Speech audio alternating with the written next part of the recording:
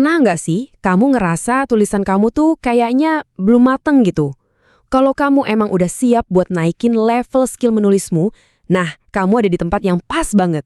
Kita bakal bedah bareng-bareng gimana caranya supaya tulisan kamu itu nggak kelihatan lagi kayak karya seorang pemula. Kamu mungkin sering dengar ya orang bilang, belajar nulis mah gampang. Cuma ikut satu workshop, baca-baca tips dikit, terus boom, langsung jadi penulis hebat.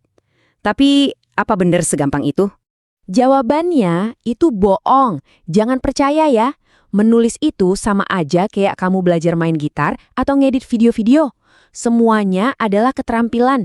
Dan di dunia ini ya, gak ada keterampilan yang bisa dikuasai dalam semalam. Perlu waktu, perlu latihan, perlu banget dedikasi. Tapi ada kabar baiknya. Ada cara kok buat mempercepat prosesnya. Ada 4 pilar dasar yang kalau kamu kuasai, tulisanmu tuh bakal langsung terasa jauh lebih profesional dan matang. Oke? Siap? Yuk kita bedah satu persatu. Oke, pilar pertama dan yang paling fundamental, struktur. Anggap aja ini kerangkanya tulisan. Karena gini, tanpa struktur yang kokoh, ide paling cemerlang sekalipun bisa jadi berantakan dan gak nyampe pesannya. Coba deh bayangin, tulisan kamu itu kayak sebuah rumah. Sebelum mulai bangun, kamu pasti butuh blueprint kan? Kamu harus tahu persis di mana letak dapurnya, di mana kamar tidurnya. Nah, struktur dalam tulisan itu fungsinya ya persis kayak gitu. Dia adalah blueprint atau outline-nya. Nah, coba lihat ini. Tujuan tulisan kamu itu yang akan menentukan struktur mana yang paling pas buat dipakai.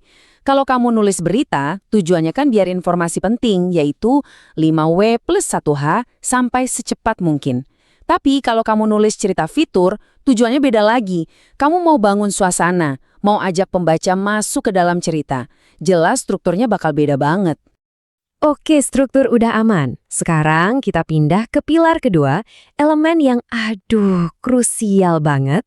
Ini adalah penentu apakah pembaca bakal lanjut baca tulisanmu atau langsung menutupnya. Apa itu? Kalimat pertama kamu. Ini nih kesalahan yang sering banget dilakukan penulis pemula. Mereka khawatir kalau yang paling bagus dikeluarin di awal, nanti akhirnya jadi nggak seru. Ini pemikiran yang keliru banget. Gini deh logikanya. Kalau awal tulisan kamu aja udah bikin bosen, siapa juga yang mau baca sampai akhir? Ya kan? Nih, contoh yang jenius banget. Cuma dengan satu kalimat, Tolstoy itu langsung ngasih tahu tema, nuansa, bahkan misteri dari keseluruhan novelnya. Kalimat ini tuh langsung bikin kita mikir, emang ada cara apa aja sih untuk jadi nggak bahagia? Keren kan cara kerjanya? Kalimat pembuka yang kuat itu kayak sebuah janji ke pembaca. Janji kalau mereka bakal diajak ke sebuah perjalanan yang seru dan nggak biasa. Ini adalah jaminan bahwa tulisan kamu layak untuk dibaca sampai tuntas. Lanjut, kita ngomongin pilar ketiga, ini adalah semacam sihir dalam tulisan. Inilah momen ketika kamu berhasil ngasih pembaca sebuah pencerahan atau yang kita sebut insight. Nah, ini dia momen Eureka itu. Momen di mana pembaca kamu merasa dapat sesuatu yang berharga banget dari tulisanmu. Mereka nggak cuma baca, tapi mereka jadi belajar dan ngelihat sesuatu dari sudut pandang yang sama sekali baru. Terus gimana cara nyiptain momen Eureka ini? Sebenarnya cuma 3 langkah simpel. Pertama, ambil sebuah ide, mungkin yang agak rumit. Kedua, coba kemas ulang ide itu jadi jauh lebih sederhana.